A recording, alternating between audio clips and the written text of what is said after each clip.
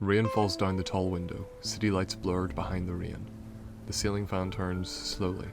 Somewhere outside, a siren wails faintly. Smoke curls upward from a cigarette in an ashtray. The only light in the room comes from a reading lamp on a desk, beside a nameplate that reads, Dmitri. Azrael stands silhouetted in the window, a long coat slung over the chair. We were gods once, or demons, or both. Doesn't matter. Now I chase cheating spouses and missing dogs. He drags the cigarette from the ashtray, inhaling slowly. The embers glow brighter, casting a red glint across his eyes. We see that his eyes are simply red, human but inhuman. Hell let us go, or maybe it kicked us out. Either way, I'm not going back. Episode 2. Dmitri. The sun filters in through dusty blinds. The apartment is modest but warm. A kettle hisses. A faint jazz record plays from an old speaker in the corner.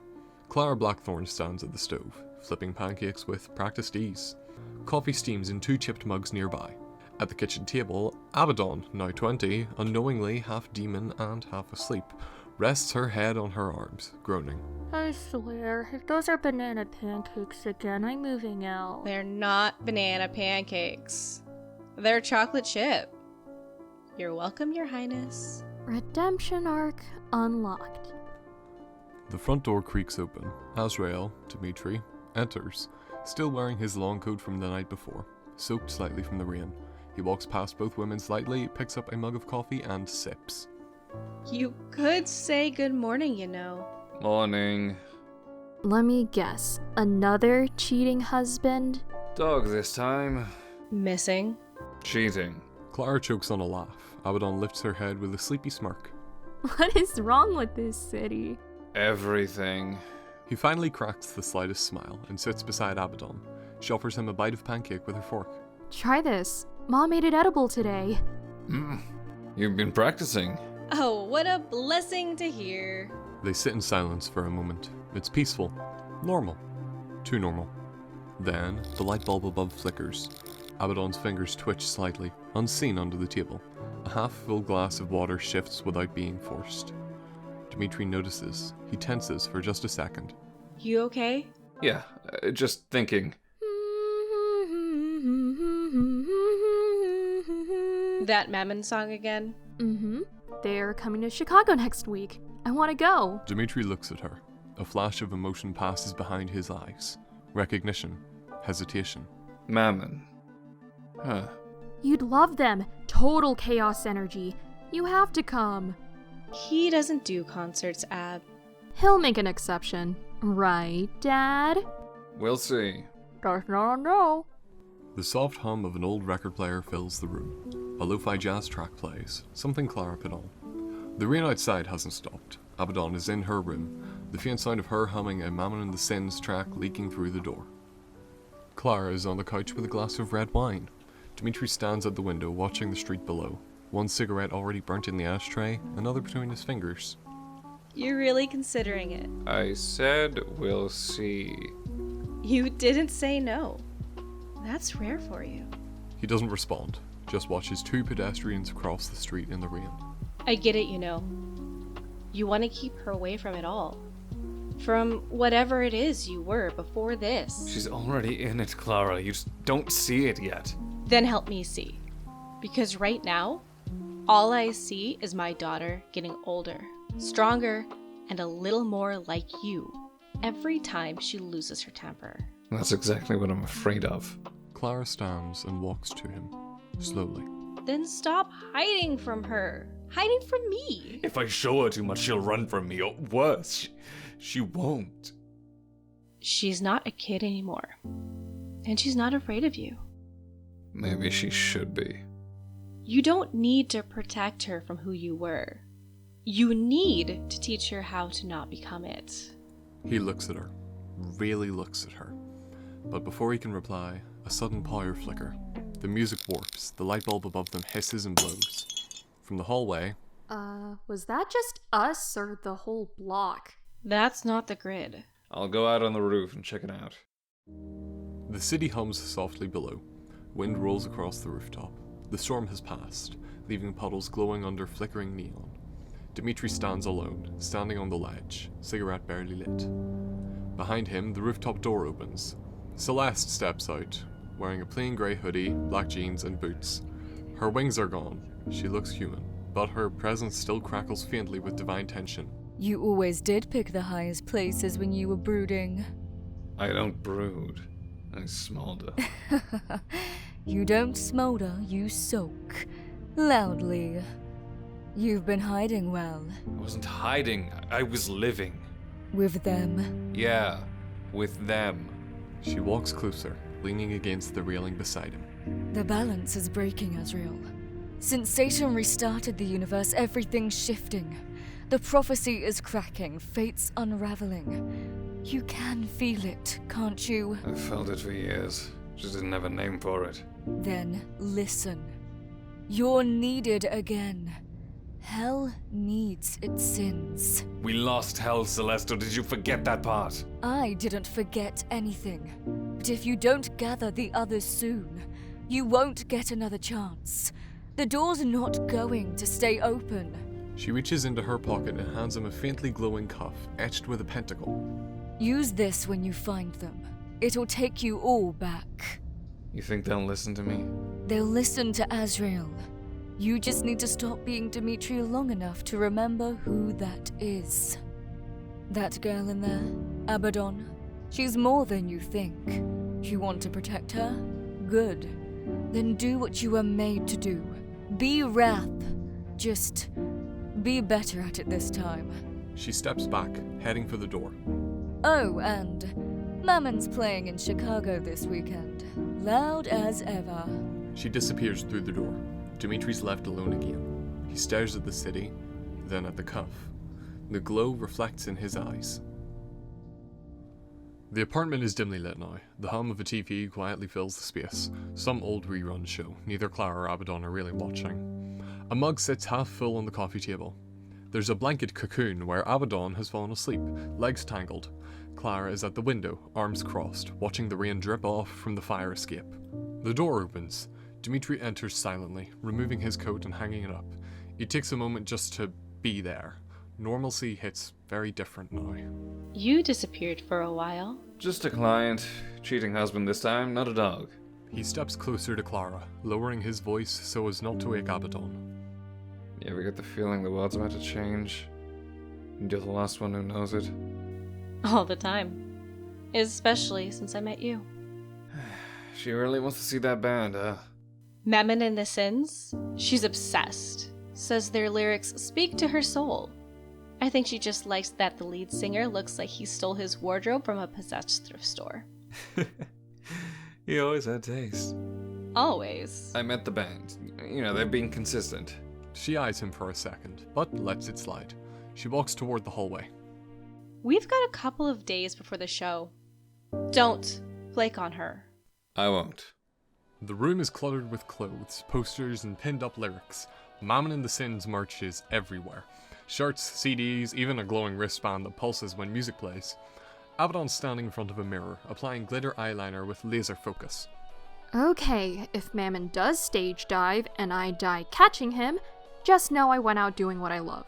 That's not how insurance works. You're so boring, old man. Dmitri stands at the counter, packing a bag with water bottles and protein bars like he's prepping for a mission. He's checked a small notepad. Don't let her forget her earplugs. Venue is loud. What are you even bringing? Water, snacks, first aid kit. I'm going to a concert, not a desert raid. You've never been to a Mammon show. She walks into the room, now dressed in black ripped jeans, boots, and a sparkly band tee. Her hair's done up wild, a direct homage to Mammon's. What do you think? You look like you're about to get arrested at a riot. Perfect. She grabs her phone and waves a ticket screenshot. Front left pit, 2 spots. You promised. I also promised never to get elbowed by a teenage werewolf again, but here we are. Wait, what? Nothing, just investigator stories. They head for the door. Dmitri checks over his shoulder at the apartment. A flicker of hesitation. You good?